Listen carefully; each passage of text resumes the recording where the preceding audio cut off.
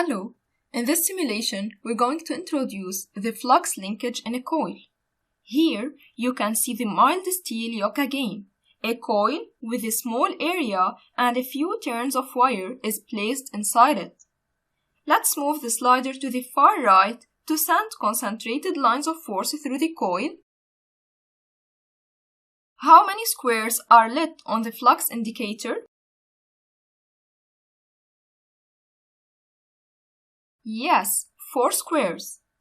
The flux phi passing through the coil of area A is related to the flux density B produced by the magnets with the equation phi is equal to B times A.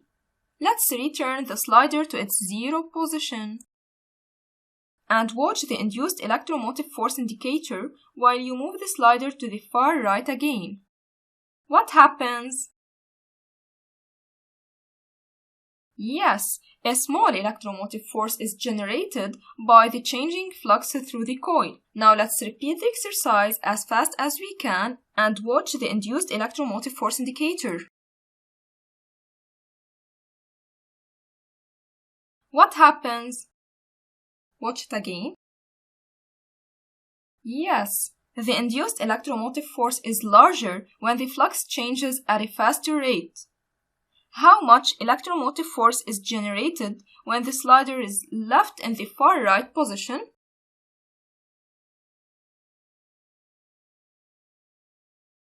Yes, none, because the flux through the coil is not changing. Estimate how many squares are lit up when you change the flux through the coil at the fastest rate.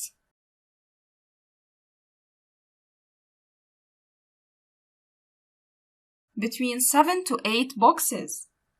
Now let's select many turns of wire on the coil and let's try again and notice what happens.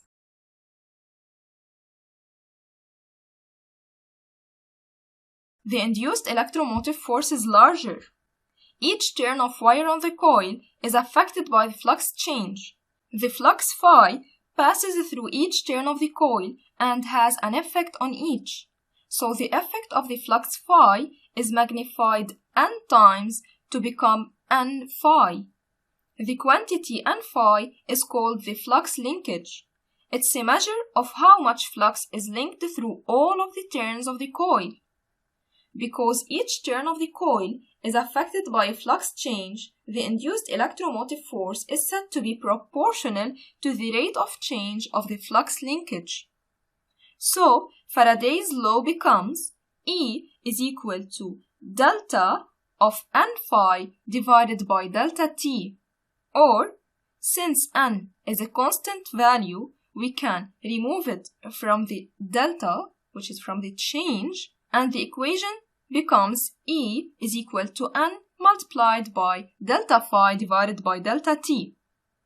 And if Lenz's law is included, this becomes E is equal to minus n multiplied by delta phi divided by delta t. That's all. Thanks for watching.